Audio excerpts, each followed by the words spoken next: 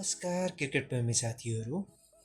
विश्वव्यापी रूपमा यस्तो हल्ला फैलिएको छ, टेस्ट राष्ट्र बन्ने दौडमा नेपाली क्रिकेट टिम।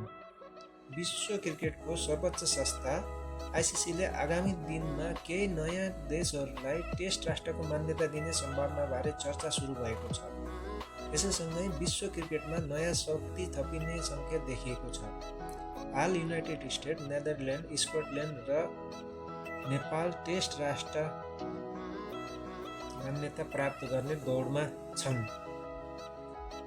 आइसिसीले कम्तीमा 2 राष्ट्रलाई यो टेस्ट मान्यता दिने तयारी गरिरहेको बुझिन्छ। नेपालका लागि यो अवसर ऐतिहासिक बन्न सक्छ। पछिल्ला समय राष्ट्रिय क्रिकेटमा देखिएको निरन्तर सुधार, युवा पुस्तामा प्रभावशाली खेलाडीहरू, समर्थकहरूको उत्साह र विस्तार हुँदै गएको क्रिकेट संरचनाले नेपालीहरूको दाबी बलियो बनाएको छ।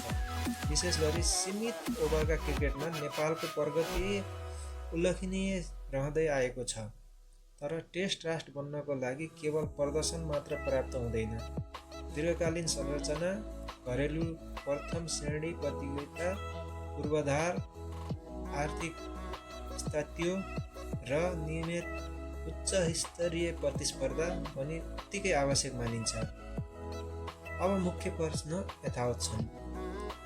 के नेपाल टेस्ट राष्ट्रका लागि पूर्ण रूपमा तयार भएको हो?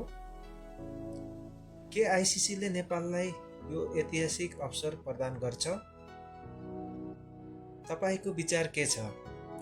नेपाल तयार छ कि अझै केही समय आवश्यक पर्छ? कृपया कमेन्ट गर्नुहोला र यो भिडियो सेयर गर्नुहोला।